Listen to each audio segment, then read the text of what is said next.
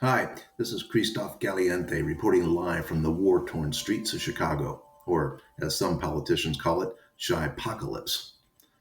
The first signs of chaos we encountered was the rampant destruction on the roadways.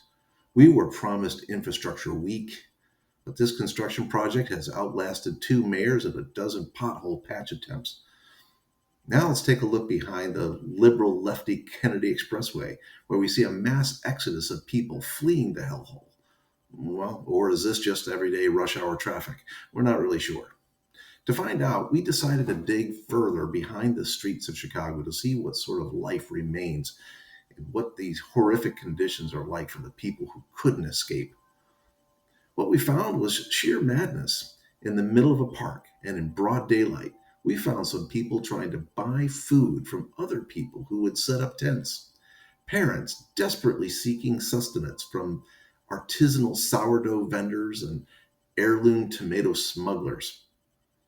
Everyone seemed to be happy and safe, not what we were expecting to find.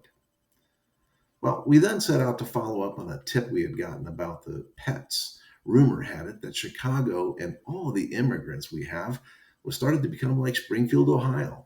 Let's play the clip. They're eating the dogs. They're eating the cats. They're eating the pets of the people that live there. Our soldiers told us that the best place to see what's happening with the pets is to head over to the Montrose Dog Beach. When we arrived at the park, it was pretty empty, hardly a soul in sight. We think people have decided to keep their pets out of the area now that the park has been renamed to the Christie Nome Memorial Dog Beach, where barking and playful rolling in the sand is just not allowed and can lead to being caged or even to capital punishment. Thanks, Christy. While our crew was there, we did encounter some ice. We tried to fight them off as long as possible, but as you can see here, I'm much more of a dog lover than a fighter, and I ended up being detained by ice.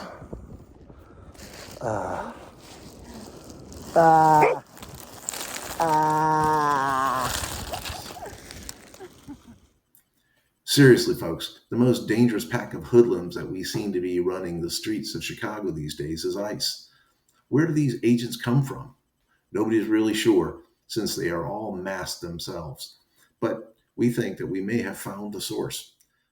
The packages in this store are clearly marked with warning signs, though, about the toxic masculinity inside the ice bags. We are continuing to investigate this. As we rolled through the neighborhoods this fine day, people on the streets and the stores were friendly and welcoming. Well, maybe not welcoming to all. It's pretty clear that the signs around town for ICE to keep hands off, and they're not welcome inside the various stores. In all seriousness, folks, Chicago is a beautiful city with the melting pot of ethnic neighborhoods featuring fantastic food, music, architecture, and a deep history of greatness. And at the heart of it all is a great collection of people. We certainly have our challenges and opportunities to do better, and we strive to improve. But we do that by pulling together and not by ripping families apart and disrupting their journeys for making a better life. Chicago isn't a hellhole, it's a mosaic. And while we've got cracks to fill, we do it together. So, to those who want to divide us, hands off.